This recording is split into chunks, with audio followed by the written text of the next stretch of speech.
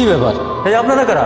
আমাদেরকে আপনি চিনবেন না? আমরা নিজেরাই আমাদেরকে ঠিকঠাক মতো চিনতে পারতেছি না। আসলে একটা ঘর খুঁজতেছি, আপনাদের বস্তি থেকে একটা ঘর হবে। ঘর তো আছে, কিন্তু আপনাকে দেখে তো গরিব মনে হচ্ছে না।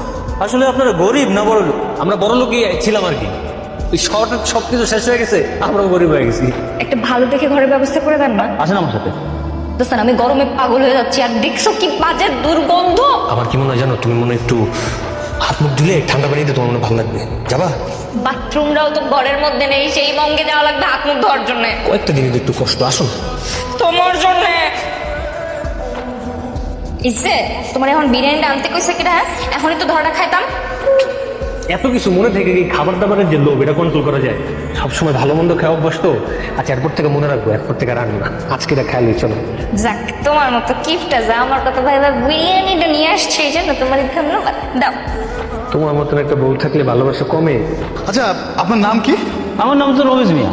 তো রমেশ মিয়া, এই সাইদ আর তার স্ত্রী, ওদেরকে দেখে আপনার কি অন্যরকম কিছু মনে হয় যে ওদের অনেক টাকা পয়সা আছে, এরকম কিছু? না, এটা মনে হয় কি একসময় ছিল, কিন্তু এখন তো কিছু নেই। এখন যদি টাকা পয়সা থাকতো তাহলে কি ওই রাতে নাইট ডিউটি করে? আর এরকম বস্তিতে থাকে নাকি?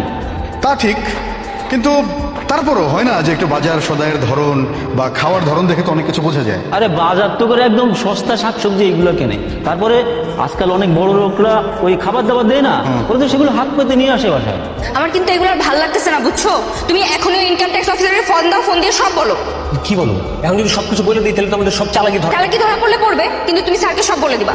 কারণ আমি এইভাবে থাকতে পারবো না, নিজের বাড়িতে চাকরি নিয়ে থাকবো নাকি আমি? তুমি কি শিওর আমি সবকিছু বলে দেবে? হ্যাঁ, বলে দাও। শোনো, সরকারকে ট্যাক্স দিব তাও ভালো, কিন্তু দুর্নীতি করার আর দরকার নেই। একমাত্র ট্যাক্স অফিসারই পারে আমাদের সবকিছু উদ্ধার করতে। এটা একটা ভালো কথা বলছো। মানে শুধু শুধু অল্প কিছু টাকা বাঁচিতে যায়, দেখা যেতেছে সবকিছু হারাইতেছি পরে। তার চেয়ে বরং যা যা ঝামেলা আছে ডিউটি দিয়ে ঝামেলা মুক্ত হয়েছে। এইবারের মালিক কারা? আমি জনাব মতিন সাহেব। কে? আমি জনাব মতিন সাহেব। এক থাপ্পড়ে কানতে। এইবারে মালিক তুমি? হ্যাঁ, কাগজপত্র সব আমার নামে লিখা, তাই না? দেখছেন স্যার কিভাবে মুখে মুখে তর্ক করে? চোরের মায়ের বড় গলা। জসিম সাহেব, ওদেরকে অ্যারেস্ট করে থানায় নিয়ে যান। থানায় কেন দিবেন স্যার?